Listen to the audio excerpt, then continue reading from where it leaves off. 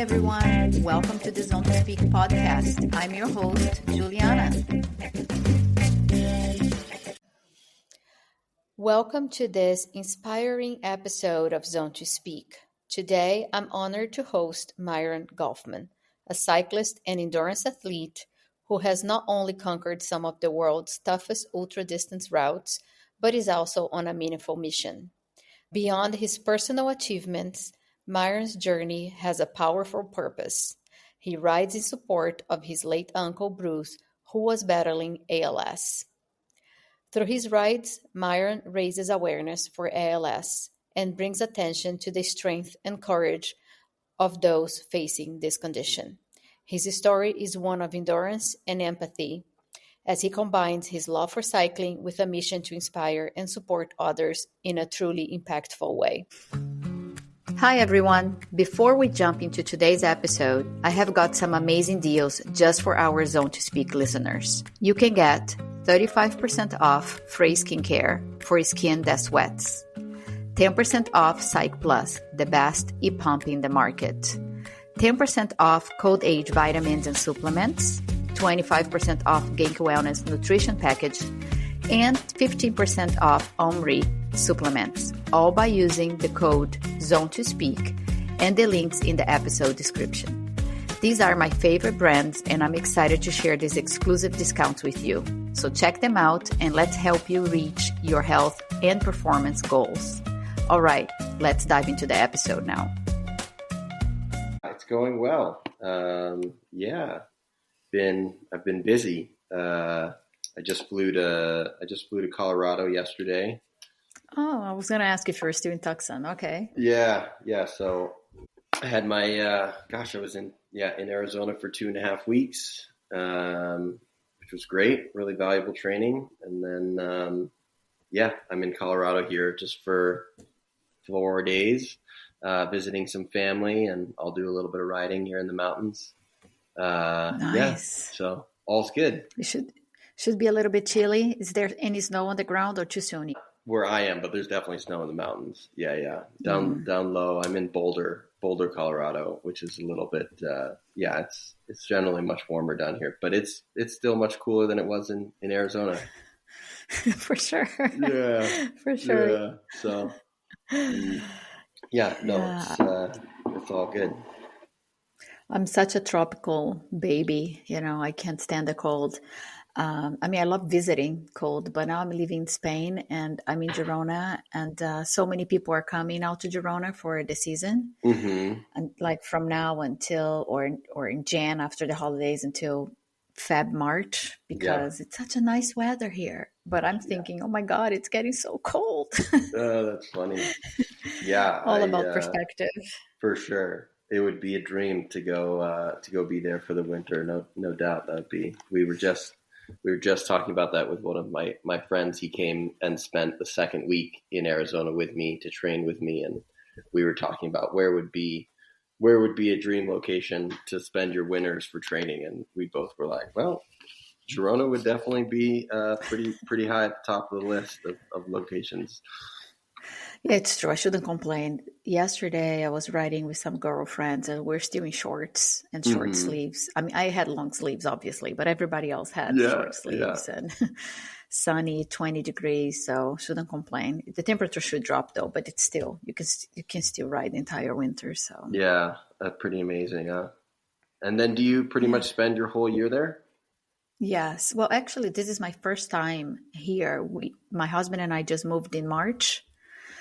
So we lived in Dubai, which is summer all year long, for 10 years. Oh, wow. Yeah. Dubai. Okay. Yeah. And you're from Spain originally? I'm Brazilian. Oh, you're Brazilian. Oh, wow. Yeah. Okay. Oh, fun. Yeah. Where in Brazil? So I'm from Rio, born, raised. And then when I was 19, 20, I went to Seattle. Mm-hmm. I went to school in Seattle, and then I moved to moved around a little bit of London, a little bit of France, and I ended up in New York, and I spent 11 years in New York, and I loved it there. But every winter, I was also like, I'm moving away. Yeah, that's it. Last winter, but then spring came, and you forget all about it. Uh-huh. Amazing. You're quite the world traveler. And that's cool that you're from Brazil. I have two very close friends who are both from Brazil, who both grew up in Sao Paulo. Oh, So nice. I've got a bit of a Brazilian connection there. I have yet to go travel there. It's a place that I definitely want to go. They always go 1 month for every year, because they both actually live in Alaska. Oh, wow. But they always go for 1 month every year. And one of these years, I'd like to go be there while they're there. Yeah, you should. It's not because I live there, but so many people that go really love. My husband went with me for the first time this year. Yeah, we Mm-hmm. went this year. And there's actually a cool race there it's actually an extension of the Biking Man brand. I don't know if you Mm-hmm. heard of Biking Man. It's big in Europe. So there's an extension there for Brazil, and they do I think it's called 555, which is 500 kilometers in 55 hours. And they also have the 1,000-kilometer classic Biking Man. And we did that this year. Very beautiful. And, you get great food. People are super helpful. Brazilians love foreigners. Yeah. So it was good. It's a good experience. Nice. Cool. So you are on a mission. It's a beautiful mission. I know you started because you had the influence of your uncle, but I think you cycled before. Mm-hmm. Can you tell me a little bit about your background and passion for cycling? Sure. And then Absolutely. how the ultra started with the mission for ALS. And just for whoever doesn't know ALS, it's a fatal motor neuron disease. Mm-hmm. It causes progressive degeneration of the nerve cells in the spinal cord and the brain. Yeah. Yeah. My history with my journey to where I'm at now as an ultra endurance cyclist. I grew up in a family of outdoor guides. So my parents actually started their own school that was aimed at getting kids outdoors on extended expeditions in the natural world. But my parents also worked for other organizations, and so I grew up rock climbing and paddling and biking and backpacking and on the rivers and in the mountains and really just in nature. And so that really just has always lived in me from a very young age. It's been a part of my life and who I am. So I actually, in my my middle school, even into high school and going into my undergraduate years, I was a really passionate paddler, whitewater paddler. And then after my sophomore year of undergrad, I took a year off to go work as an outdoor guide in Utah. And I was living in Moab, Utah at the time. And I had biked before that. Actually, my biggest, when I was 19, is really when my passion for cycling began. When I was 19, I built an old Schwinn Voyager frame up, and I toured from where I grew up in just north of Boston, and I rode my bike 6,000 miles to South America, to Ecuador, because we Wow, at 19? yeah. And we had close friends in Ecuador, and I just thought I knew I wanted to take a year off. And anyway, so I had that background I did that trip. It was very formative. It really helped me become, really come into myself as a young adult. And so after my sophomore year in college, I went to work for Outward Bound in Utah, in Moab, discovered really technical mountain biking in a way that I had never before. And I bought my first mountain bike, totally fell in love with it. And when I went back to college at the school that I was going at, they had a varsity cycling team. And so I approached the coach and I asked him if I could join the mountain bike team. And that was kind of that. For the next 2 years, I got to compete on the collegiate level, and I really fell in love with competitive cycling.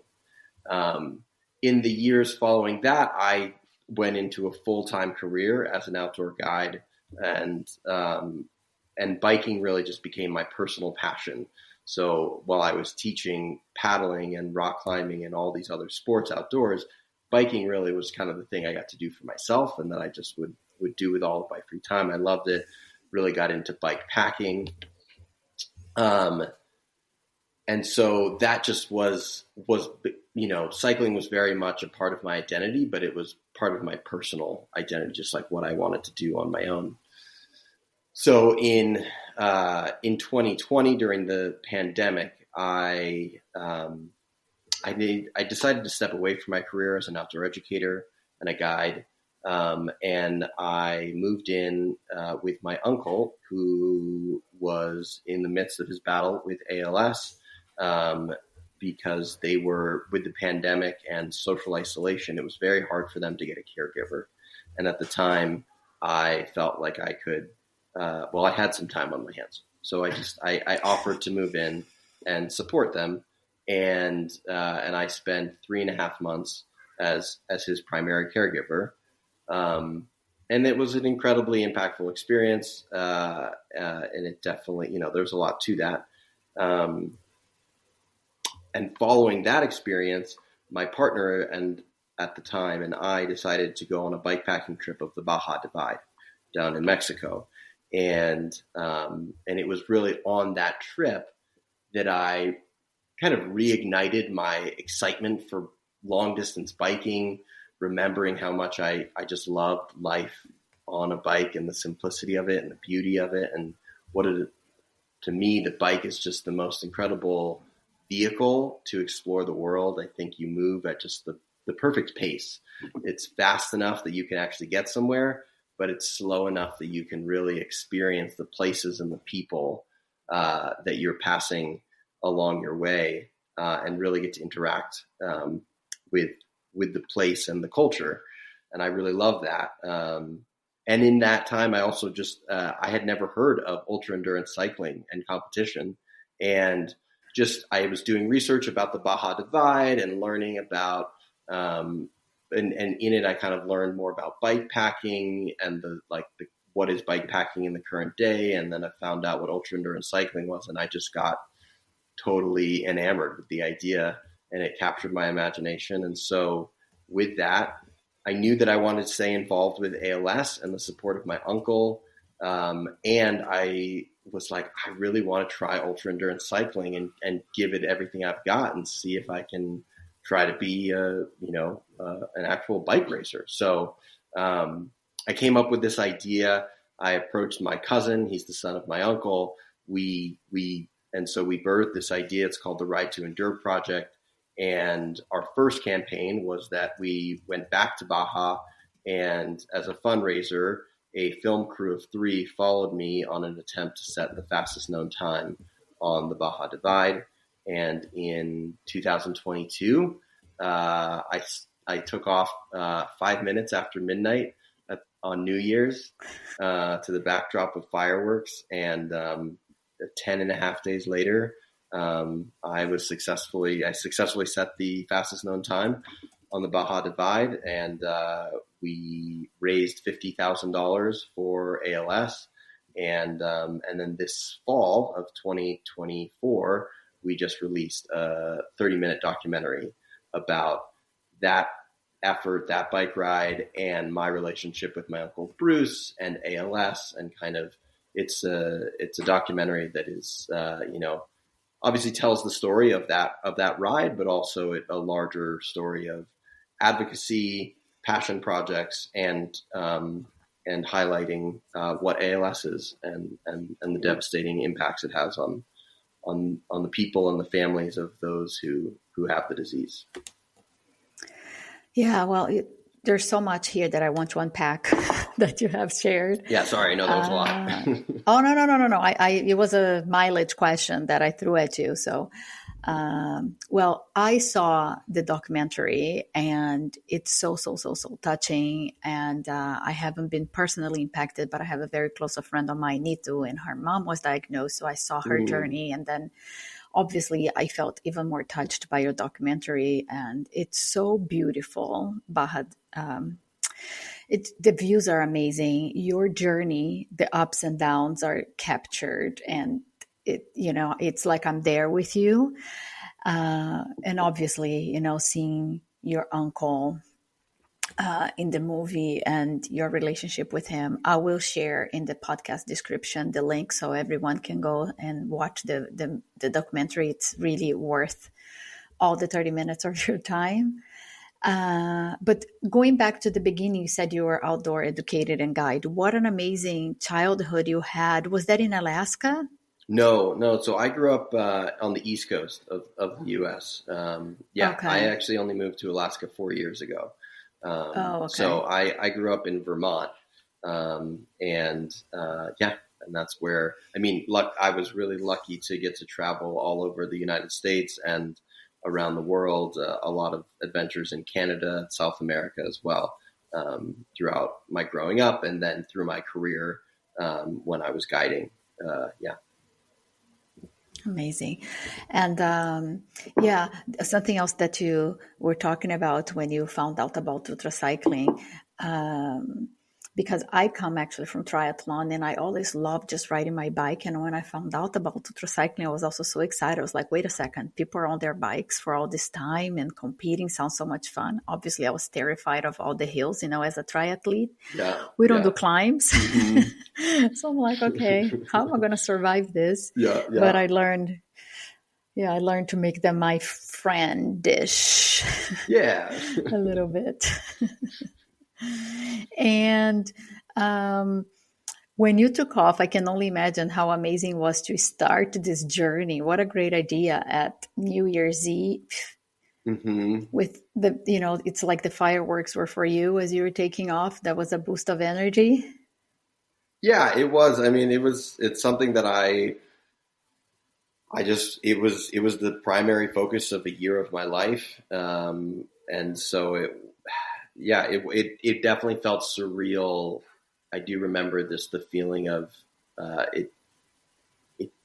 it was almost, it felt surreal that it was actually happening because I had been planning and thinking about the moment and thinking about doing this for so long. And then it's like, oh, wow, it's finally happening. It was, it was just very exciting. A lot of adrenaline. Well, congratulations on making the fastest time. That ending was super emotional, and also no easy task to raise $50,000 for ALS cause. Are you donating to a foundation, or you have a foundation made in Bruce's name? And I'm asking just to see, can listeners continue to be involved? Is this something that continues? The donations are still open? Yeah, absolutely. So our first fundraiser that we did with the Baja ride, we raised, we specifically were raising money for the ALS Association of Massachusetts. And that's where my uncle lived in Massachusetts. So that was the local ALS chapter within the United States to where he was. And so that felt like a really, at the time, that was the best beneficiary of our efforts. We then, the following year, did a second fundraiser with a ride that I did of the Iditarod Trail Invitational 1000 ride from Anchorage to Nome across Alaska. And we raised almost another $50,000 in that second campaign. And that time we raised money for the Mass General Hospital Healy Center, which is their specific, within the hospital, that's their ALS research facilities. And it's one of the leading ALS research facilities in the world. My uncle was part of a number of the field tests that they were doing there at the hospital. So that was somewhere that he was going quite often. It was a place and a community. Like the doctors and the medical staff there meant a lot to him. They were really important to him. So that it was just a place that he had a really strong personal connection to. And so, again, it just felt like a really natural place to direct our efforts. And so that's what that's where and that continues to be. So if you go onto the Ride to Endure website, that is where we still have a link to, if you want to donate to the Ride to Endure campaign. That's where our donations are going to. All right. Just made a note here so I can share that on the Yeah. podcast description. And since then, I know your Uncle Bruce has passed, and I'm so sorry for your loss. Is the mission going on? Yeah, absolutely. So, I mean, it's been, we're going on 4 years since we started. So, right, our first year was Baja. The second year was the Iditarod. This year, our focus was really on getting the documentary out into the world and sharing that. And then in 2025, we do hope to do another live campaign. And in fact, we've been thinking with my cousin that he and I will go to Spain and do a ride in Spain, potentially the Camino de Santiago. And so we would do that again as a live ride and fundraiser. It wouldn't necessarily be for speed or anything like that. In fact, it would be more of a storytelling of a journey for him and I to ride together. And this would be the first time that he and I are able to get together and do something like that since the passing of my uncle. So yeah, we don't have set plans yet. There's a lot in motion, but for sure we'll be doing something in 2025, and excited to do another fundraiser and another campaign. And absolutely, my hope is that the Ride to Endure becomes an annual project that there's a new campaign every year. And that we can continue to raise money and support the research towards finding a cure for this disease. Yeah, well, you're doing the best you can and giving an amazing contribution to the cause. So thank you so much. I am excited to see what's next. And if you do Camino, and let me know. I mean, I know it doesn't pass through Girona, but if possible, to meet up somewhere just to say hello and support you. Part of your ride. Would love to. That would be How great. long is the Camino? Is that over 2,000 I think, if you do the whole thing? I think so. Yeah. I'll be honest. I have not done my detailed research. It's very much still like in the. I think we'll find whatever have to be a mixture of, obviously. Yeah. It's kind of that natural pilgrimage of that route, but also just the. Life and time and what we can give to it. So we'll just have to see what comes from it all. Yeah. I'm sure there's going to be amazing stories coming out of that. Yeah, for sure. And how about your past experiences? I know you have done, for example, Tour Divide. Can you talk me through some of your earlier ultra races distance and what were your big challenges that you faced and what kept you going? Yeah. Let's see. So my very first race that I ever did was because I had that whole idea of the Baja Divide. So I wanted to do a few races that year leading up to that, just to, I was just getting my ultra endurance cycling racing kind of feet underneath me and becoming familiar with it. So the first event that I ever did was the Kenai 250. It's a 250-mile race in Alaska, just outside of Anchorage. It's a mountain biking ultra.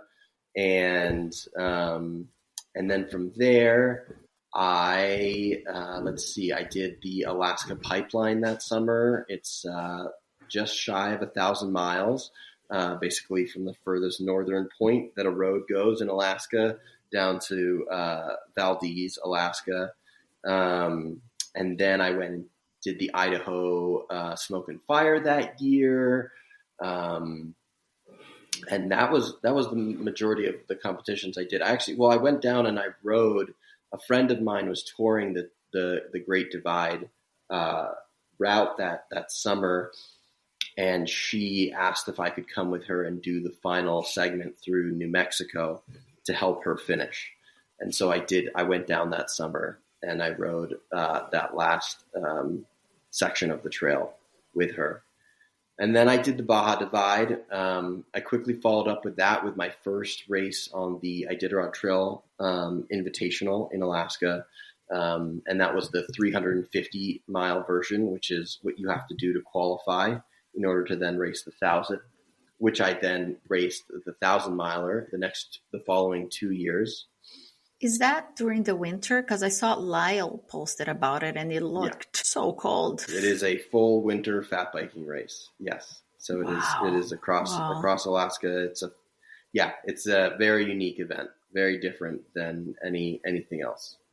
Do you see, like, as Alaska is quite remote, you have some towns here and there, Anchorage, it's a big town, but the rest of Alaska is pretty remote. Do you pass other cyclists? Do you pass other towns? Yeah. Oh, it's so there are small villages along the whole route, but it's very different in that, like, there's no amenities, there's no supplies in most of these villages. Some of them have little stores or something, but for the most part, what you have to do is actually, unlike most ultras where you have to be, you can only utilize supplies that you find along the way.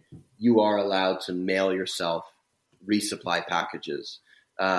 You can only mail yourself food and basically consumable items. You couldn't send yourself a new jacket or anything like that. Whatever gear you start with, you have to have for the whole event, but you can send yourself food resupply because it's so limited along the way. You don't see a lot. For me, once I was up in the front of the races both times. And so eventually I was really on my own. The second time I did it, my friend and I were quite compatible. And so we ended up being together almost the whole way because we're just about the same speed. So we ended up racing the whole thing together. But aside from seeing the occasional, going through a village, or sometimes there'll be snowmobiles, snow machines going. And then you also do see the dogs that are doing the Iditarod, the historic Iditarod dog sled race. So you see the dogs and the mushers.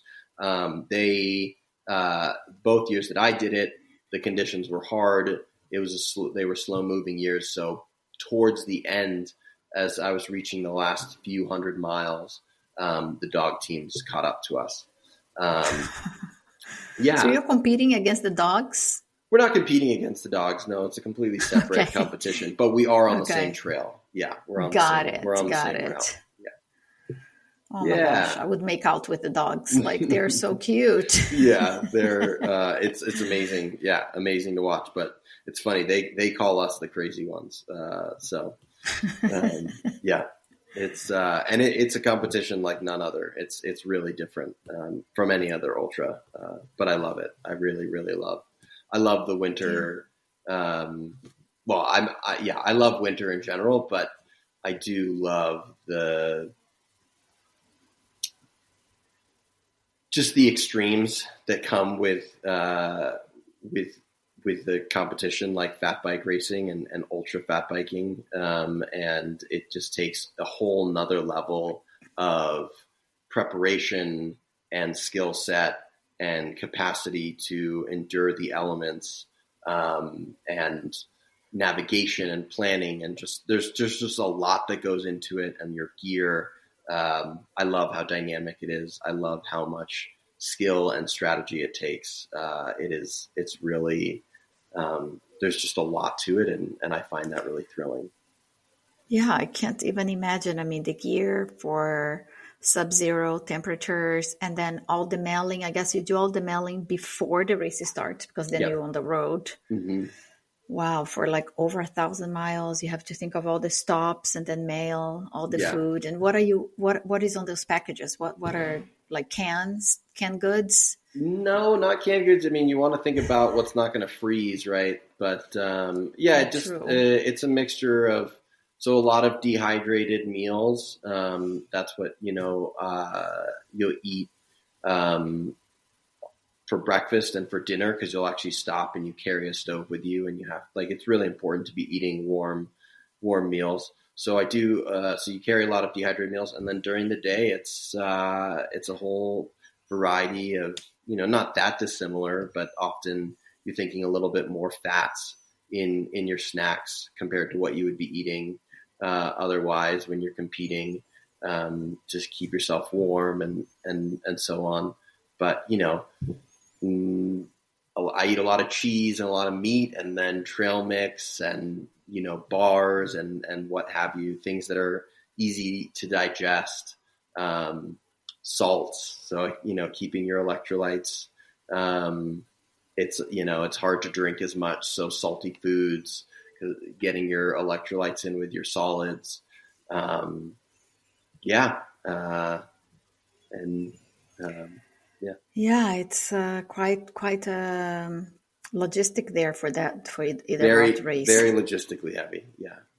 Yeah. I did. I mean, this doesn't even compare, but I was bikepacking with a friend, my friend Juliana, in Norway for a few days, and we took dehydrated food as well, and couscous and oats. Mm-hmm. But mainly because everything in Norway is so expensive. So we're like, let's take our stuff to cook. Yeah. But yeah, as the days went by, I was getting so happy because I was getting lighter because we were carrying so much food with us. Absolutely. Yeah. I know that feeling. It's, whenever we take off from a resupply, the bike is very heavy.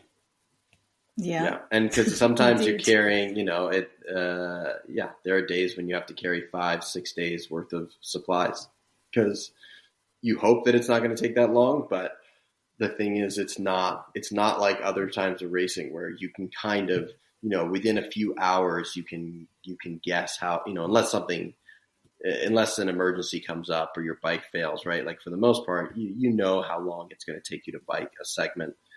With winter biking, if a snowstorm comes, everything changes, right? You never know the conditions of the trail. Can you be biking? Are you going to be walking? Are you going to be pushing your bike through multiple feet of deep, soft snow? So you could be, the variety of, or the variance of, I could be moving at 3 miles an hour all day, or I could be moving at 10 miles an hour. I have no idea. And so there's just a lot of, you have to account for that, and you have to plan for the worst. And so that's why you have to carry a lot of extra supplies just in case. Yeah, I was thinking about that because if there is a storm, it's not like most races, you just have an emergency blanket. Mm-hmm. You got to have serious equipment. Yeah, to survive. I carry with me a -40 sleeping bag and a full bivvy setup with that. Like I said, I'm carrying a stove so I can make hot meals, hot water, melt the snow to make more water. I'm carrying, just a lot of clothes. So your bike is not light by any means. The bike is, you just can't. You have to make sure that you're carrying ample supplies so that if you have to survive, if anything happens and you have to stay put for multiple days, you have what you need to survive in the harsh winter extremes. Yeah, I bet. Yeah. And that probably makes it easier. The other race is logistic. You become like, I feel like you would be a pro after this Iditarod race. It is pretty great. Yeah, it's pretty nice when you're like, oh wow, I have to take nothing with me, just like a thin little sleeping kit, and I barely, yeah, it's funny.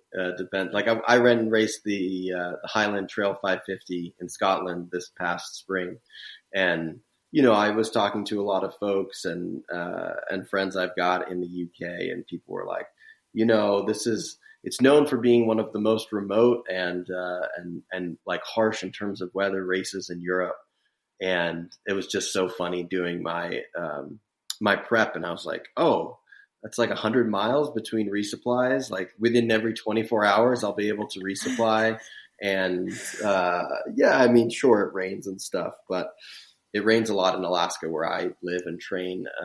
So it was like, it's all a matter of perspective. I totally respect that for a lot of, for most folks, it's like, oh, that is very extreme and it's harsh. But to me, I'm like, wow, you can resupply within a 24-hour period, and you're not battling weather that can give you frostbite. It's like it's all a matter of perspective. But every race is hard. That's not to say that I generally find myself in almost every race I do thinking, gosh, this might be the hardest thing I've done yet, even though I've done some of these really extreme races. Yeah, when we are on those low moments, it definitely feels like it's the hardest thing we have done. For sure. But yeah, I'm not taking for granted. Every race has its own, challenges. But when you are prepared for the worse, prepping for the other races just might be a little bit less complicated. But you have been inspiring a lot of people with your, races and approach to life. What would be your advice for someone who would like to start in the ultra cycling world or looking on to take on a meaningful cause? All right. It's a big question. I think, I don't know. Well, first off, I don't know if that ultra is for everyone. I think just finding something that you're passionate about in life is the most valuable thing we can do, right? We, as human beings, I personally feel for myself, and I know from having been a teacher and working with young people that, the thing that gives us meaning in life is doing something beyond ourselves, helping others. That is human nature to want to feel of use to the greater good of humanity. And so I think, for me at least, I feel a very strong impulse that no matter what I'm doing, I find a way to utilize my platform, the work that I do, to have some kind of impact. It's what feeds me. It's what keeps me going. So yes, there is a level of course, there is some level of altruism in the work that I'm doing, but it's also like there is self-benefit to it. And I don't forget that. And so I think for anyone, I would hope that they find whatever it is that they're passionate about, and they find a way to use the thing that they're passionate about to make a positive impact. Because life, that is the greatest thing we can do with our life, is to feel of use to those around us. And I think that if ultra endurance cycling is something that does spark your interest, and that's what gets you excited, and that's what gets you out of bed, that's awesome. And I think when it comes to ultra, like there's so much more. We are capable of so much more than we might initially realize.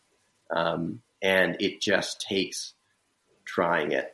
Right? It's incredible what might feel impossible. And then we go do our first ultra race, or we just go do our first bike race. We go do that. It's about taking that leap of faith, taking that step, trying that thing that seemed impossible. And maybe you don't, reach whatever threshold of success that you might have created for yourself. But if you've done it, if you've tried, that is success in itself. And you most likely will very quickly realize how capable you are, how much stronger you are than you may have given yourself credit for ahead of time. And I think that ultimately, it doesn't matter really, right? Do we win races? It's great. I personally, yes, I'm driven by competition. I love the drive of pushing myself to be my very best, and creating those benchmarks of achievable goals and performance level, performances that I hope to see out of myself. But it really comes down to, for me, what I'm driven by is challenging what is humanly possible, what I considered even achievable for myself. And when I reach those benchmarks, that is rewarding beyond anything else. And so I hope that, that's what people seek, is just making goals for themselves and putting everything you have into achieving that. There's really no greater feeling of success than those moments. Yeah. So just taking notes of things, bits and pieces that you say that speak to me. Yeah. And I don't want to miss it. But beautifully said. I love when you said also just trying itself, it's a success. And I agree 100%, wherever you start, just setting that goal and then getting there. Mm-hmm. it's a great feeling. It is a success. And I also love when you said, fuel of use for those around us, not to be cheesy, but if we do fuel of use for those around us, and if everybody does this, it just makes a better world. You started with your uncle, and it became, which is not just because it's a big task to be a caretaker, but you were giving your time and efforts and energy to your uncle and your family to be there for that period of time where they couldn't find help. And that's amazing and so selfless. And that was one step of the goal. And now look at where you are. You have a documentary out, and you're inspiring people. You're continue your cycling journey and your ALS cause as well. So yeah, amazing. It's been an amazing journey. I'm really grateful to be where I am, and really excited about everything that's coming. So I could not feel more driven and more excited just about everything that's going on for me. Yeah, just the tip of the iceberg. Absolutely. And we mentioned Bruce is not here anymore, but how has his strength and resilience influenced your approach to cycling and to life? Yeah,